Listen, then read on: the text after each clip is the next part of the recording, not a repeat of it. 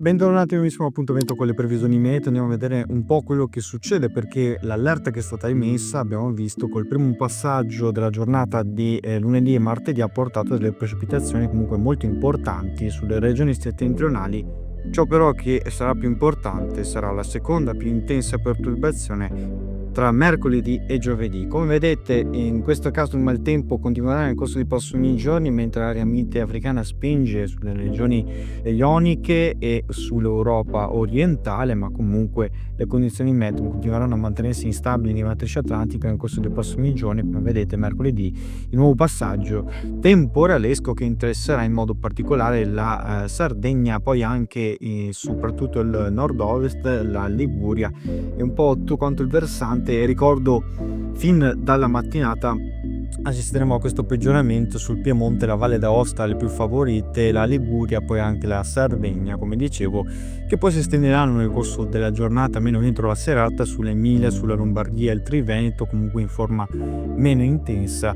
E il peggioramento andrà a interessare anche in parte la Toscana, specie quella settentrionale, mentre al sud non avremo pressoché delle precipitazioni. Per quanto riguarda, vi ricordo, il nord-ovest, situazione molto delicata per criticità e in questo caso un'allerta che emette soprattutto anche la protezione civile per possibilità qui soprattutto sul torinese, ma poi sull'Alto Piemonte, per accumuli anche oltre 200 mm nella fine della giornata di giovedì. E questo ovviamente lo assisteremo nella giornata di giovedì, poi il sistema ovviamente andrà approfondendosi. Giovedì la risalita poi di questo nucleo sul Mar Ligure che si andrà a formare e andrà a colpire soprattutto il Triveneto nella giornata di giovedì e spingerà sempre più verso i paesi del nord Europa per portare maltempo. Poi, come vedete, invece miglioramento sul resto delle regioni italiane, eccetto comunque per qualche piovasco e pioggia soprattutto lungo il versante tirrenico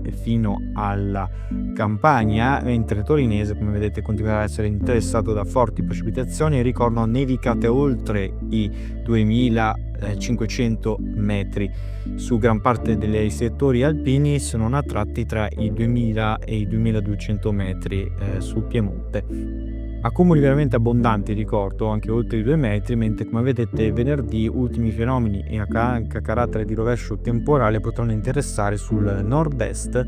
Fino in mattinata ancora dei piovaschi sul comparto tirrenico, sull'Appennino, mentre comunque la perturbazione tenderà a scivolare sempre più verso nord, mentre un nuovo fronte temporalesco di matrice atlantica, una nuova perturbazione andrà a formarsi sull'Europa occidentale, quindi nuova fase di maltempo che si prospetta anche tra Pasqua e Pasquetta. Vi ricordo una fase che richiama quindi il flusso di correnti molto più umide atlantiche e nuovamente andranno a colpire l'Italia, e sarà un lungo periodo instabile a partire dal 20 aprile che viene ufficialmente confermato. Non si prospettano buonissime aspettative per il corso anche dopo le festività pasquali. Vi ricordo che sarà soprattutto Pasquetta la giornata più instabile su gran parte dell'Italia, mentre più favorito il comparto nord-occidentale nella giornata di Pasqua, ma questo lo andremo a vedere nel corso dei prossimi giorni in modo più dettagliato.